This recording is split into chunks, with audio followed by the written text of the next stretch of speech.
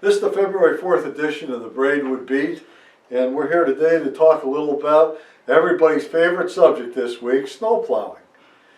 And I've got a list of questions here in front of me that people have asked, and one of the things they want to know about is which roads gets plowed first in our town. Well, obviously the main roads get done first as soon as we can do them. Now the main roads, when I say the main roads, that would be like Cermak, Division, and Reed, those kind of roads. When you're talking about Highway 113, Highway 129, and Highway 53, those are state roads, and the state plows them. We're not supposed to touch those roads, they belong to the state.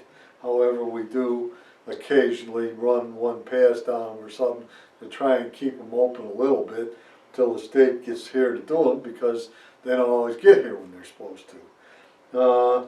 One of the limitations we have here that we try to deal with is what salt can do in the wintertime. When it gets really, really cold out, salt doesn't work as good as when it's near freezing. So when you get down below zero, it doesn't work very well. But if the sun shines on the pavement, the salt's on it, and a little traffic's on it, it doesn't take long and it'll usually work. You have to be careful. Private plows, just say this, that private plows should not push snow out into the street. People shouldn't put snow into the street. That's a state law. It's against the law. And obviously, then when you put the snow back in the street, it makes a big speed bump for everybody else in town, and it's very hard on your car, so you wouldn't want to do that. Sidewalks, most towns don't do sidewalks at all, but Braidwood does do sidewalks. It takes a while for us to get to the sidewalks. Our first concern is always to get emergency vehicles so they have access to your house in case something happens. That's where we start with the main roads first, and then we go to the smaller roads. Because if they can get most of the way there and we know there's a call, we'll run a snow plow over there to get the rest of the way there. If you call the police or the fire department and they aren't going to be able to get there, we're going to get there with that plow just as quick as we can get on the radio and get him there. One thing to keep in mind when you're dealing with snow plows that the guys would like me to remind you is they cannot see behind them a lot of times. These guys have been out plowing for a long time, and now somebody pulls up behind you and you're in a dump truck or something, you're not going to know they're behind you. That's why they have that yellow flashing light.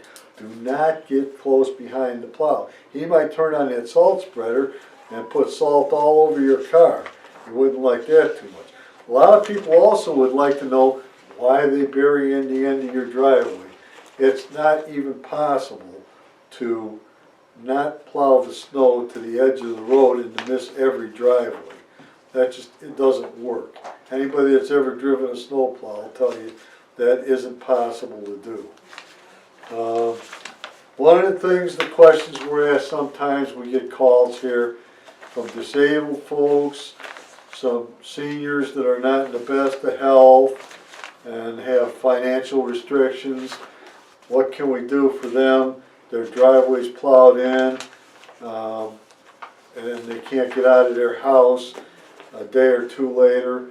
What we try to do is we have a volunteer here in town that we dispatch. He will go there and plow your driveway if you meet these criteria as soon as he can get there. He's a man that works a regular job and he volunteers to do this.